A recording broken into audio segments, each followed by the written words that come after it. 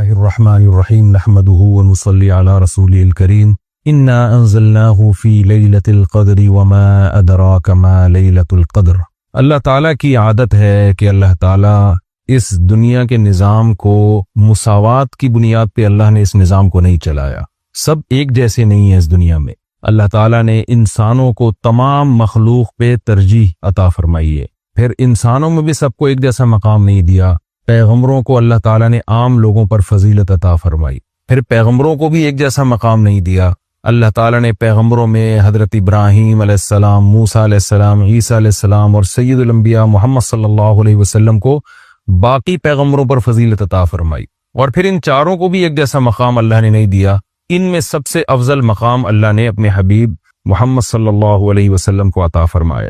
تو جیسے اللہ تعالیٰ کی عادت ہے کہ انسانوں میں اللہ نے فرق رکھا، مخلوق میں فرق رکھا، تو اللہ تعالیٰ نے اسی طرح اس زمین کے خطوں میں فرق رکھا ہے۔ اس زمین میں سارے خطے ایک جیسے نہیں ہیں۔ مسجد کو اللہ نے عام جگہوں پر فضیلت دی، پھر مسجدوں میں مسجد اقصی، مسجد نبوی اور مسجد حرام کو اللہ نے باقی مسجدوں پر فضیلت دی، اور ان تین مسجدوں میں بھی اللہ نے سب سے زیادہ فضیلت مسجد حرام کو دی جہاں بیت اللہ ہے، اور اتنی بڑی فضیلت دی کہ مسجد حرام میں ایک نماز کا ثواب 1,00,000 نمازوں کے برابر قرار دیا گیا۔ اور علماء کہتے ہیں صرف نماز ہی نہیں ہے بلکہ ایک نیکی کا ثواب اللہ نے مسجد حرام میں 1,00,000 نیکیوں کے برابر رکھا ہے۔ تو اسی طرح اللہ تعالیٰ نے جو اوقات ہیں، وقت ہیں، ان کو بھی ایک جیسا نہیں رکھا۔ اللہ تعالیٰ نے ہفتے کے دنوں میں جمعے کے دن کو ان بقیہ 6 دنوں پر اللہ نے فضیلت عطا فرمائی ہے۔ پھر اللہ نے مہینوں میں تمام مہینوں پر رمضان المبارک کو فضیلت عطا فرمائی ہے۔ آپ رمضان میں جب کوئی نیکی کرتے ہیں تو پورے سال کی نیکی ایک طرف اور رمضان کی نیکی ایک طرف، کئی گنا اجر اس کا بڑھ جاتا ہے۔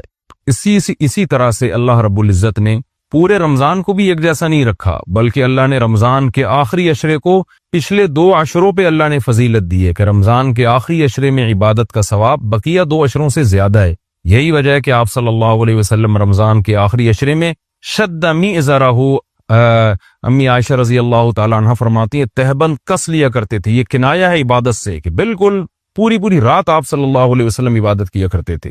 اور کمال کی بات یہ ہے کہ رمضان کے آخری عشرے کی جو 10 راتیں ہیں یا 9 راتیں ہیں، ان میں بھی پھر اللہ نے 9 کو برابر نہیں قرار دیا، بلکہ ان میں ایک رات ایسی اللہ نے بنائی جو پورے رمضان کی تمام راتوں سے افضل اور پورے سال کی تمام راتوں سے افضل، اور اس کا نام بھی اللہ نے خود متعین کیا کہ اس کا نام ہے لیلۃ القدر۔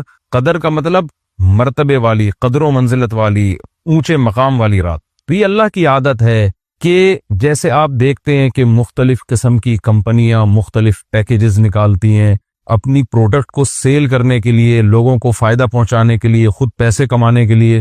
اللہ کو ہماری ضرورت نہیں ہے ہماری عبادت کی، اللہ کو اس بات کی ضرورت نہیں ہے کہ ہم اس کی عبادت کریں تو اس کو کوئی فائدہ ہوگا، لیکن اللہ ہمیں فائدہ پہنچانے کے لیے، ہمیں عبادت کی طرف لانے کے لیے، ہماری تربیت کے لیے کہ یہ کسی طرح کسی بہانے آ جائیں۔ جیسے دیکھیں مارکیٹوں میں سیل لگتی ہے نا، چیزیں سستی ہو جاتی ہیں، کمپنی کا تو اس میں اپنا مفاد ہوتا ہے، تو غریب سے غریب آدمی بھی اس سیل کی وجہ سے سستے میں وہ چیزیں خریدنا شروع کر دیتے ہیں۔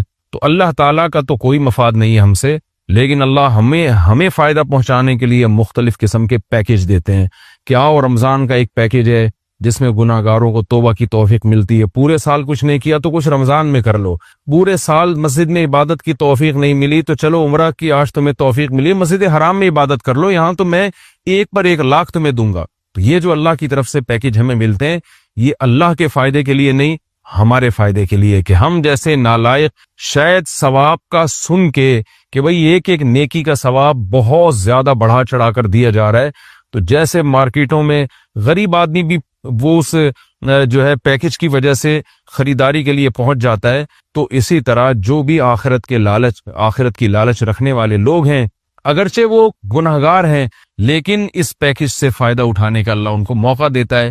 پورے سال کچھ نہیں کیا تو اب آؤ، میری طرف سے سیل لگی ہوئی ہے، میری طرف سے ایک نیکی پہ لاکھوں نیکیاں دی جا رہی ہیں، آؤ میری طرف اور اس بہانے کچھ عبادت کر لو۔ تو عقل مند لوگ اللہ کی اس آفر سے فائدہ اٹھاتے ہیں، اللہ کی طرف سے پیش کردہ اس آفر سے اور اللہ کی اس رحمت سے فائدہ اٹھاتے ہیں۔ تو وہ رحمت کیا ہے؟ قرآن نے اس رحمت کو بیان کیا کہ یہ جو لیلۃ القدر کی رات ہے یہ اللہ کی طرف سے اتنا بہترین پیکیج ہے کہ قرآن خود اس کا تذکرہ کرتا ہے، لیلۃ القدر خیر من الف شہر۔ فرمایا کہ اللہ کہہ رہا ہے کہ کسی نے 1000 مہینے عبادت کی، جو تقریباً 83 سال بنتے ہیں، تو 83 سال کی عبادت کا اجر ایک طرف اور اس ایک رات کی عبادت کا اجر ایک طرف۔ آپ بتائیے کتنا بہترین اللہ کی طرف سے یہ اللہ کی رحمت کا معاملہ ہے، اور اللہ کی طرف سے یہ کتنا بہترین پیکیج ہے، تو اتنا زیادہ اس میں ثواب۔ اور اللہ نے بتایا کہ یہ ایسی برکت والی رات ہے، 2 جگہ قرآن نے اس کا تذکرہ کیا، انا انزلناہ فی لیلۃ مبارکہ، کہ ہم نے اس رات میں قرآن کو نازل کیا اور یہ برکت والی رات ہے۔ ایک جگہ قرآن کہہ رہا ہے برکت والی رات، ایک جگہ قرآن کہہ رہا ہے قدر و منزلت والی رات، اور دونوں جگہ قرآن کہہ رہا ہے کہ ہم نے اس رات کو کی سلیکشن کی ہے قرآن کو نازل کرنے کے لیے۔ تو ایک فضیلت تو اس رات کی یہ ہے کہ اس میں عبادت کا اجر ہزاروں گنا بڑھ جاتا ہے۔ آپ 83 سال مسلسل عبادت کرتے رہیں اور اس ایک رات میں آپ عبادت کریں تو اللہ کی رحمت ہے کہ اس ایک رات کی عبادت کا ثواب 83 سال کی عبادت کے برابر ہو جائے گا۔ تو بہت ہی محرومی کی بات ہے کہ کوئی شخص اس رات کو سوتے میں گزار دے۔ اور علماء نے یہ بیان کیا ہے کہ جو بھی فضیلت والے دن یا فضیلت والی راتیں ہوتی ہیں ان میں جیسے عبادت کا ثواب بڑھ جاتا ہے، گناہ کا عذاب بھی اسی حساب سے کئی گنا بڑھ جاتا ہے۔ جیسے مسجد حرام کے بارے میں حدیث میں آتا ہے کہ ایک نماز 1,00,000 کے برابر، لیکن قرآن کیا کہتا ہے، وَمَن يُرِدْ فِيهِ بِإِلْحَادٍ بِظُلْمٍ نُذِقْهُ مِنْ عَذَابِ السَّعِيرِ۔ مسجد حرام میں ظلم اور گناہ کا کوئی بھی معصیت جو ہے، گناہ ہے، اس کا عذاب بھی کئی گنا بڑھ جاتا ہے۔ اس لیے علماء کہتے ہیں کہ مسجد حرام میں ایک جرم وہ 1,00,000 جرموں کے برابر ہے، مسجد حرام میں ایک چوری 1,00,000 چوریوں کے برابر ہے، مسجد حرام میں ایک جھوٹ 1,00,000 دفعہ جھوٹ بولنے کے برابر ہے۔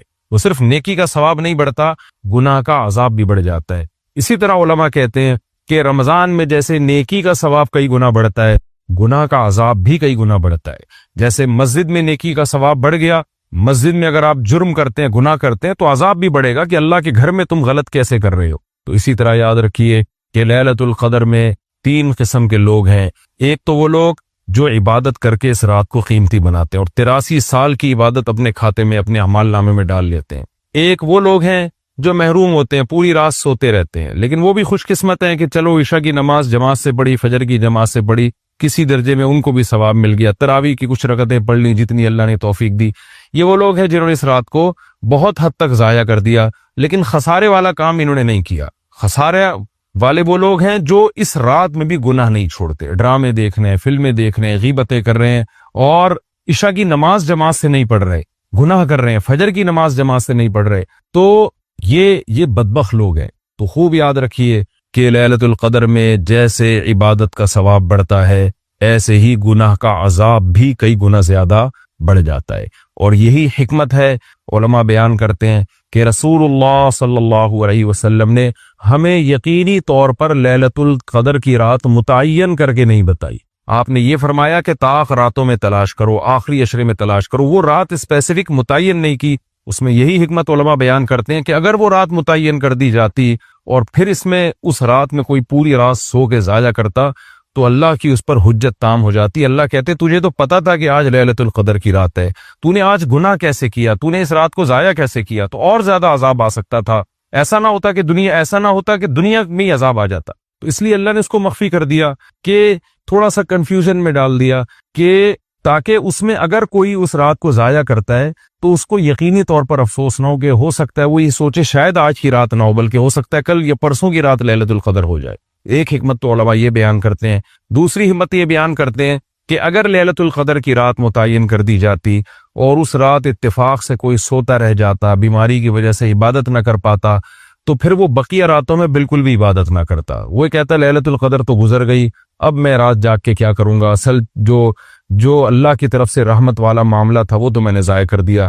تو اللہ نے اس امت پر احسان کیا کہ بتا دیا بھائی آخری عشرہ ہے اور طاق راتوں میں امکان زیادہ ہے، تاکہ کوئی 21ویں رات کو عبادت نہ کر سکے تو اس کو یہ خیال نہ ہو کہ بھائی اب لیلۃ القدر کا چانس ہی ختم ہو گیا، بھائی ہو سکتا ہے 22ویں ہو سکتا ہے 23ویں ہو، تو اس لالچ میں، اس امید میں وہ 10 کی 10 راتیں عبادت کرے گا۔ اور تیسری حکمت علماء نے یہ بیان کی ہے کہ لیلۃ القدر کی رات کو 100% متعین کر کے نہیں بتایا گیا تاکہ لوگ اس بہانے زیادہ عبادت کریں اور جو طلبگار ہیں انہی کو ملے۔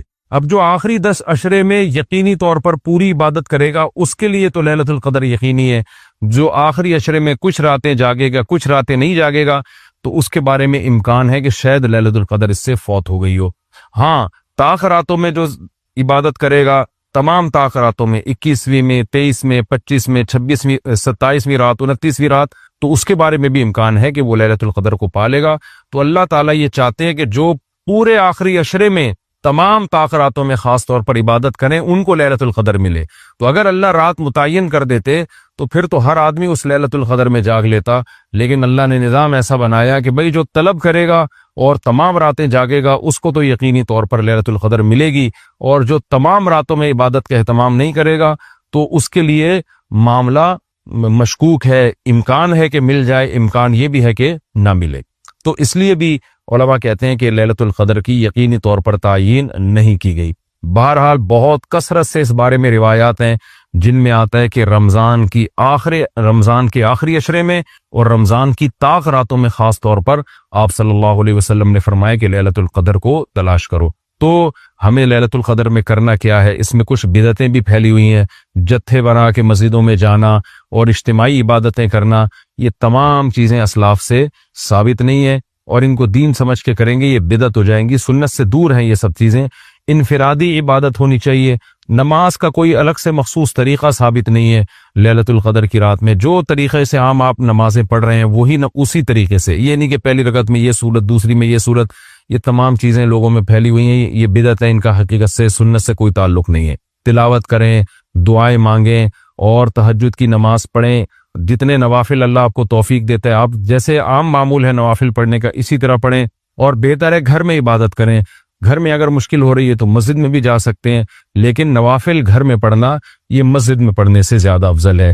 مسجد میں شور شرابہ کرنا، لیلۃ القدر کے نام پہ جتھے بنا کے بیٹھنا، پھر لیلۃ القدر کی رات پہ پوری رات پروگرام چلنا مسجدوں میں، یہ سب چیزیں لوگوں کو عبادت سے غافل کرنے والی ہیں۔ بیان بھی ہونے چاہیے مختصر، آدھا گھنٹہ ہو گیا، 1 گھنٹہ ہو گیا، باقی وقت عبادت میں لگانا چاہیے۔ دوسری بات یہ کہ اتنی کثرت سے عبادت کرنا کہ آپ کا دماغ ہی خراب ہونا شروع ہو جائے، نیند سے حالت خراب ہو جائے، تو یہ بھی ٹھیک نہیں ہے۔ کچھ دیر آرام بھی کرنا چاہیے تاکہ جتنی عبادت ہو وہ طبیعت میں نشاط کے ساتھ اور فریشنس کے ساتھ ہو، آپ اس میں ٹینشن میں نہ آ رہے ہوں۔ اور ایک اہم بات یہ بھی ہے کہ اصل عبادت گناہ چھوڑنا ہے۔ آپ صلی اللہ علیہ وسلم نے لیلۃ القدر میں ہمیں جو دعا سکھائی ہے اس دعا کا مفہوم بھی یہی ہے۔ صحیح حدیث میں دعا آتی ہے کہ لیلۃ القدر میں یہ دعا مانگو، اللہم انک عفو تحب العفو فاعف عنا، اے اللہ تو سراپا معافی ہے، معافی کو پسند کرتا ہے، ہمارے گناہوں کو معاف کر دے۔ اس سے پتہ چلتا ہے کہ لیلۃ القدر میں نبی ہمیں یہ سکھا رہے ہیں، یہ سمجھا رہے ہیں کہ گناہوں سے توبہ کرنی ہے، معافی مانگنی ہے۔ ظاہر ہے جس جرم سے معافی مانگی جاتی ہے تو اسی بیس پہ مانگی جاتی ہے نا کہ آئندہ آپ چھوڑنے کا عہد کر رہے ہو، آپ نے کسی کا دل دکھایا، کسی کو ٹینشن دی، اب آپ اس سے سوری کر رہے ہیں، وہ کہتا ہے ٹھیک ہے آئندہ ٹینشن نہیں دینا، آپ کہتے ہیں دوں گا تو میں آئندہ بھی تمہیں ٹینشن، تو وہ کہے گا پھر یہ تو معافی نہیں، یہ تو معافی کے نام پہ مذاق ہو گیا بھائی۔ تو نبی جو ہمیں دعا سکھا رہے ہیں اس میں اصل بتا رہے ہیں کہ لیلۃ القدر کی رات میں اللہ سے دعائیں مانگ کر توبہ کرنی ہے۔ تو اس رات میں آپ عبادت کریں، اللہ سے دعا مانگیں، اور دعا کیا مانگیں کہ اللہ جو گناہ ہماری زندگی میں ہے ان سے ہم توبہ کرتے ہیں اور آئندہ ہمیں ان سے بچنے کی توفیق عطا فرما۔ گناہ کیا ہے؟ نمازوں کا قضا کرنا، داڑھی کاٹنا، خواتین کا بے پردگی کرنا، اور سود لینا، بہنوں کی وراثت نہ دینا، اور جاندار کی جو تصویریں آج کل لوگوں نے گھروں میں ڈیکوریشن کے طور پر تصویریں لگائی ہوئی ہوتی ہیں، یہ سب ناجائز ہیں۔ آپ صلی اللہ علیہ وسلم نے فرمایا ان من اشد الناس عذابا یوم القیامۃ المصورون، کہ سب سے سخت ترین عذاب قیامت کے دن تصویر بنانے والے کو ہوگا۔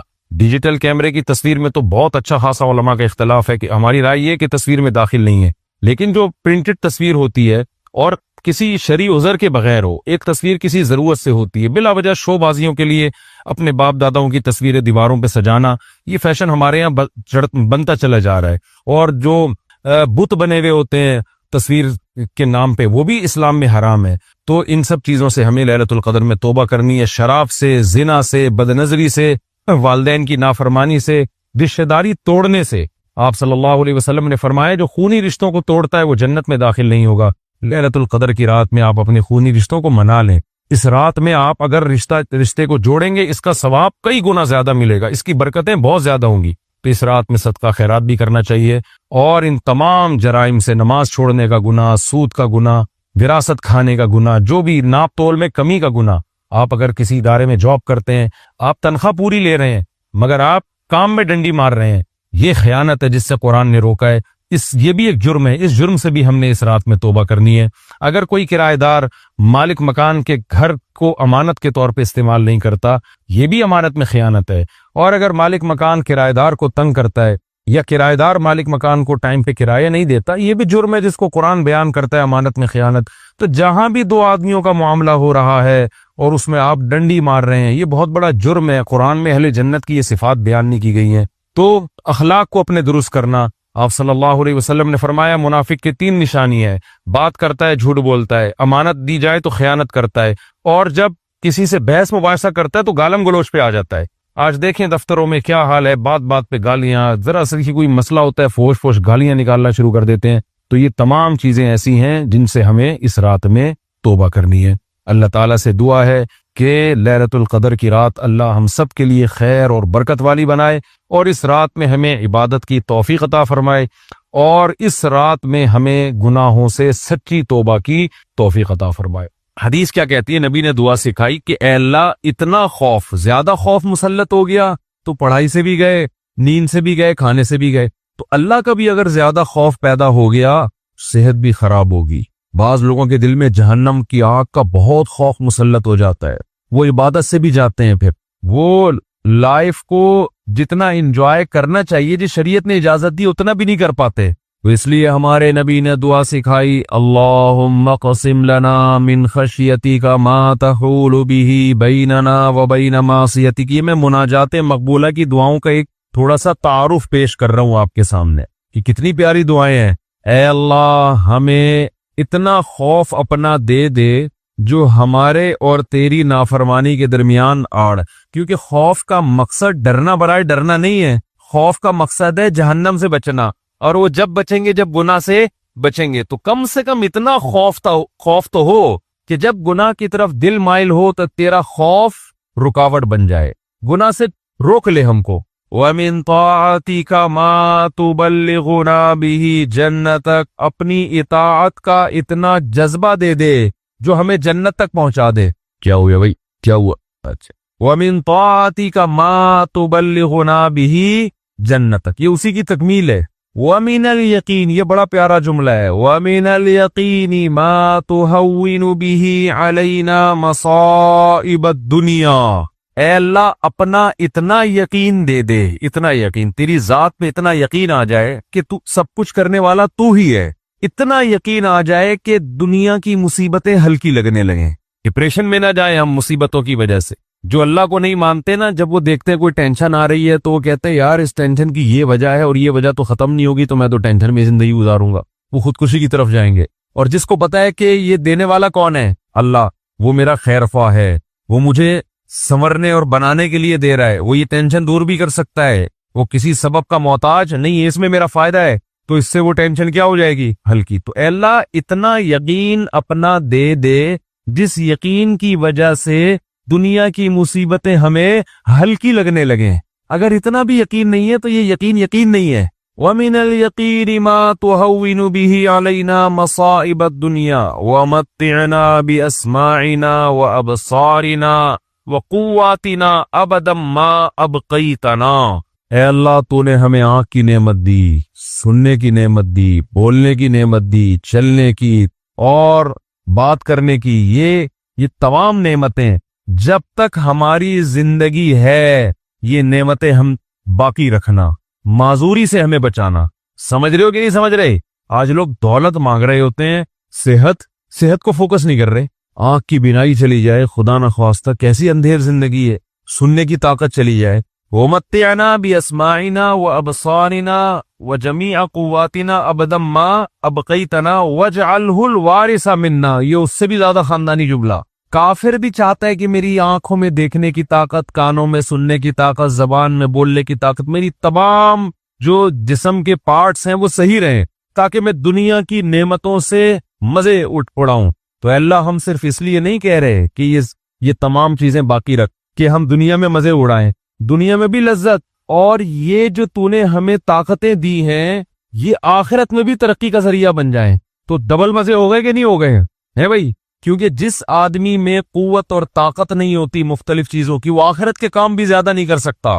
تو وَاجْعَلْهُ الْوَارِثَ مِنَّا، ان کے اثرات باقی رہے، قیامت کے دن فائدہ ہوئی، ان آنکھوں سے ہمیں ان کان سے اچھی بات سنی تھی اور ہدایت مل گئی، تو یہ فائدہ ہو گیا نا اس کان کا آخرت میں، آنکھوں سے اچھی چیز دیکھی اور ہدایت مل گئی، اللہ کی نشانیاں دیکھی اور عبرت حاصل ہوئی ان آنکھوں سے، ماں باپ کی زیارت کی، بیت اللہ حج کی، اللہ کے گھر کی زیارت کی، تو یہ آنکھوں کی لذت بھی ہے، اور اس لذت سے دنیا کا فائدہ بھی اور آخرت کا فائدہ بھی۔ وَاجْعَلْهُ الْوَارِثَ مِنَّا وَاجْعَلْ ثَأْرَنَا عَلَى مَنْ ظَلَمَنَا وَانصُرْنَا عَلَى مَنْ وَانصُرْنَا عَلَى مَنْ وَاجْعَلْ ثَأْرَنَا عَلَى مَنْ ظَلَمَنَا وَانصُرْنَا عَلَى مَنْ عَادَانَا، جو ہم سے دشمنی کرے اے اللہ تو اس کے خلاف ہماری مدد کر۔ دنیا میں بہت سارے دشمن ہیں، کچھ کو آپ جانتے ہیں، بہت سو کو نہیں جانتے۔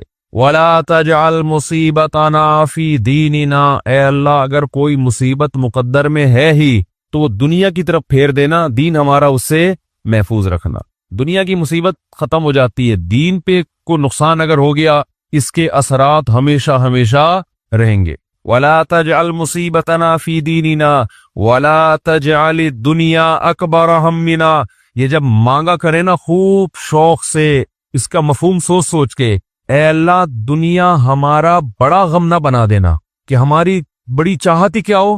آج آپ دیکھیں، آپ کسی پوچھے تجھے دنیا میں سب سے بڑی ٹینشن کیا ہو گیا؟ بزنس۔ تیرا سب سے بڑا مسئلہ کیا ہے؟ صحت۔ تیرا سب سے بڑا مسئلہ کیا ہے؟ بیوی ٹھیک ہو جائے۔ تیرا سب سے بڑا مسئلہ کیا ہے جو تو چاہتا ہے؟ یار میرا سب سے بڑا مسئلہ ہے میری شادی ہو جائے۔ تیرا سب سے بڑا مسئلہ کیا ہے؟ یار ابا ٹھیک ہو جائیں۔ تیرا سب سے بڑا مسئلہ کہ یار میرے بال نہیں ہے سر پہ، میں سارا دن اسی کوشش میں لگا رہتا ہوں سر پہ بال نکل آئے۔ بھائی تیرا سب سے بڑا مسئلہ کیا ہے؟ بھائی مجھے اللہ نہ کرے کینسر ہے، میرا سب سے بڑا مسئلہ اس وقت یہ بن چکا ہے میرا کینسر کسی طرح سے ٹھیک ہو جائے۔ بھائی تیرا سب سے بڑا مسئلہ کیا ہے؟ یہ لوگوں کی آپ سروے کریں تو یہی ہوگا نا، سمجھ میں آ رہی ہے بات؟ اکبر ہمینا کا مطلب سب سے بڑا مسئلہ، سب سے بڑی ٹینشن۔ بھائی تیرا سب سے بڑا مسئلہ کہ یار میرے بچے میرے خوابوں میں نہیں ہیں، میری سب سے بڑی خواہش ہے میرے بچے انسان کے بچے بن جائیں۔ بھائی تیرا سب سے بڑا مسئلہ کیا ہے؟ بھائی اس کا سب سے بڑا مسئلہ اس کو خدا نخواستہ فالج ہوا ہوا ہے، اس کی بھی سب سے بڑی کوشش یہی کہ فالج ٹھیک ہو جائے اس کا۔ نبی دعا سکھا رہے ہیں یہ کبھی بھی ہمیشہ اللہ سے پناہ مانگو، اے اللہ یہ چیزیں میرے مسئلے تو رہیں، سب سے بڑے مسئلے نہ رہیں، سب سے بڑا مسئلہ ایک ہی ہو آخرت۔ بھائی یہ مسئلہ ختم ہو گیا، کوئی دوسرا مسئلہ آ جائے گا آپ کے ساتھ، کیا خیال ہے؟ ادھر میری طرف دیکھیں، ادھر کیوں دیکھ رہے ہیں؟ ابھی آپ کا سب سے بڑا مسئلہ ہے میرا بیان سنیں آپ بیٹھے۔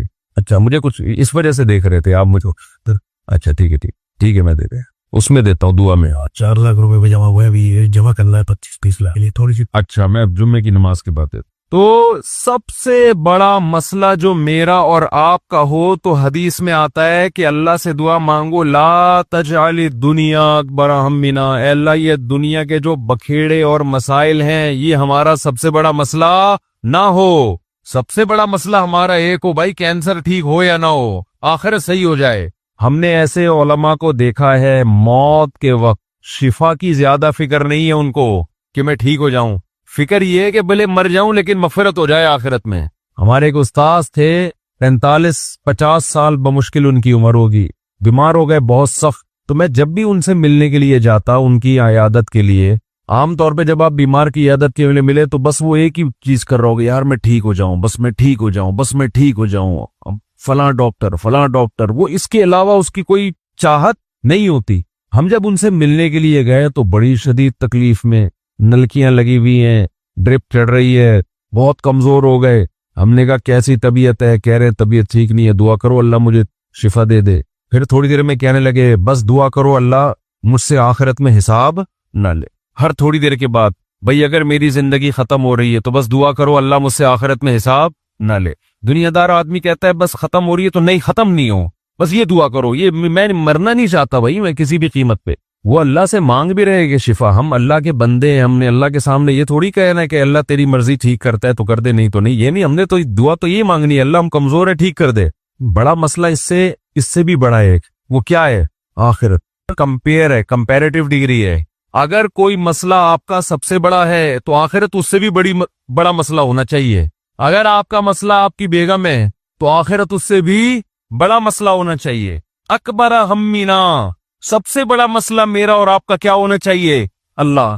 اب یہ ہم کبھی بیان میں سن لیتے ہیں، لیکن جب آپ پراپر یہ دعائیں مانگتے رہیں گے، اے اللہ میرا سب سے بڑا مسئلہ دنیا نہ ہو، تو دل پہ اثر ہوگا کہ نہیں ہوگا؟ اس کا استحضار ہوگا کہ نہیں ہوگا کہ میں تو اللہ سے بار بار یہی مانگتا ہوں کہ میرا سب سے بڑا مسئلہ دنیا نہ ہو، اور آج میں نے سب سے بڑا مسئلہ اس کو بنایا ہوا ہے. وَلَا تَجْعَلِ الدُّنْيَا أَكْبَرَ هَمِّنَا وَلَا مَبْلَغَ عِلْمِنَا.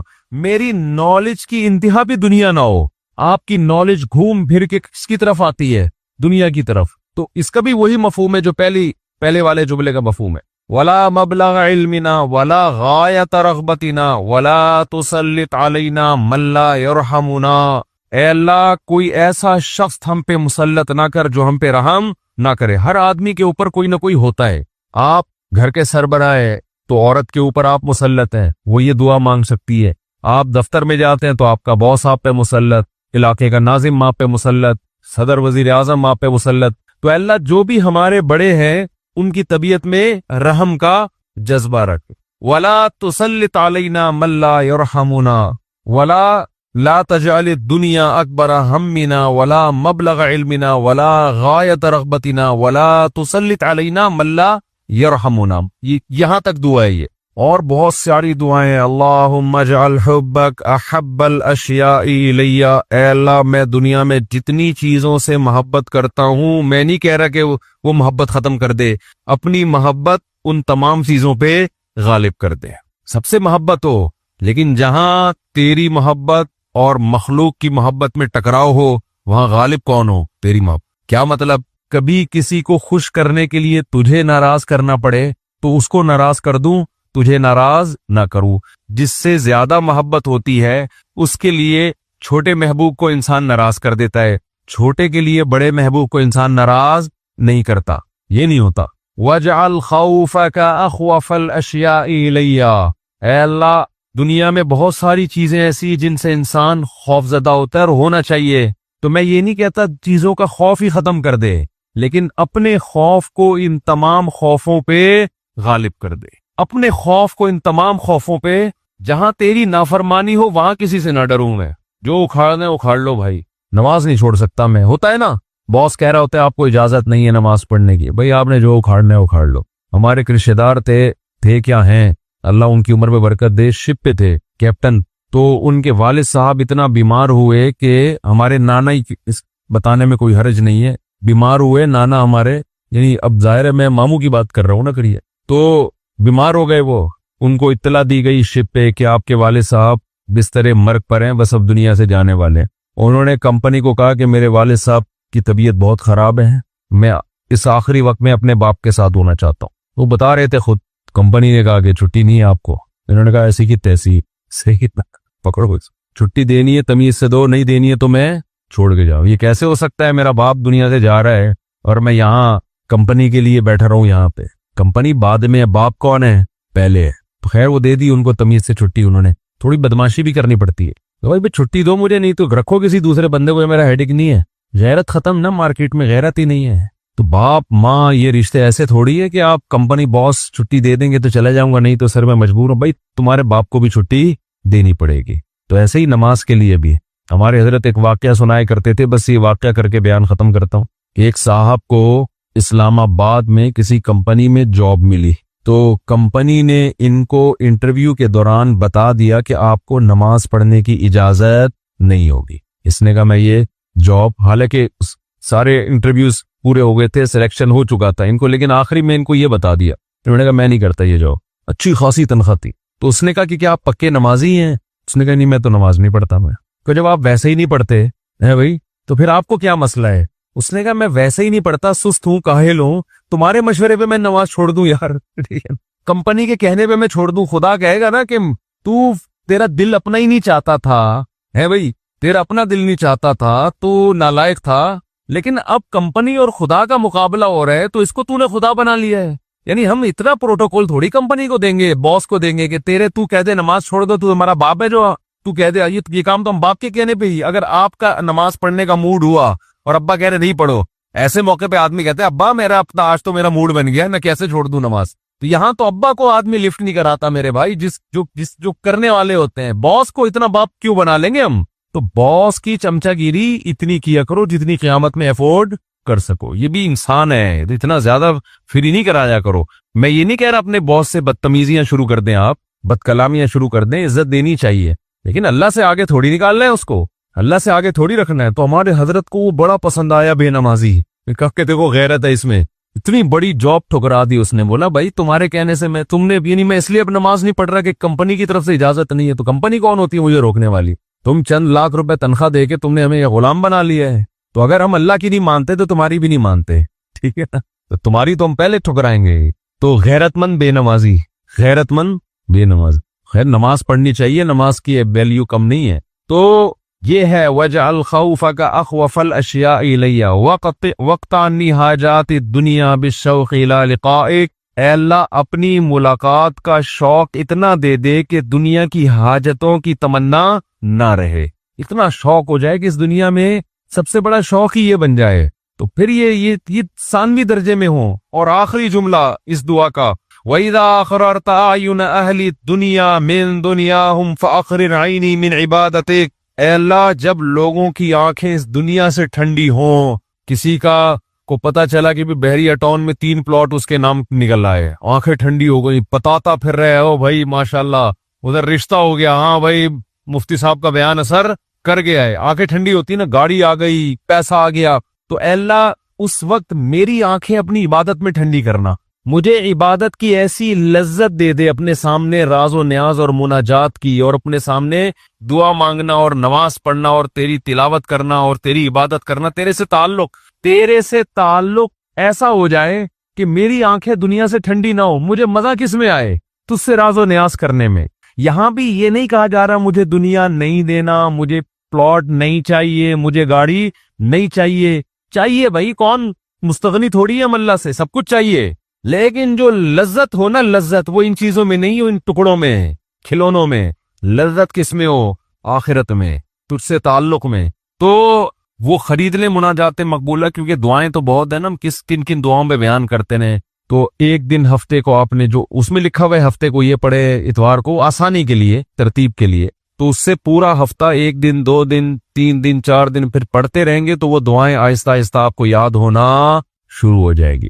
پھر ایک دن آپ آٹو پے ہو جائیں گے، ٹھیک ہے، جیسے میں بعض چیزوں پہ آٹو پے ہو گیا ہوں، میں خود بخود منہ سے نکلنا شروع ہو جاتی ہیں، خود بخود کچھ چیزیں ہیں وہ پھر کبھی بیان میں بتاؤں گا انشاءاللہ، تو وہ آٹو پہ آ گیا ہوں میں، تو وہ خود بخود ہونا شروع، تو وہ آپ کو دعائیں آہستہ آہستہ خود بخود یاد، اور آپ کو محسوس ہوگا آپ کے دل کی کیفیت آہستہ آہستہ چینج ہو رہی ہے۔ اللہ تعالیٰ سمجھنے کی عمل کی توفیق عطا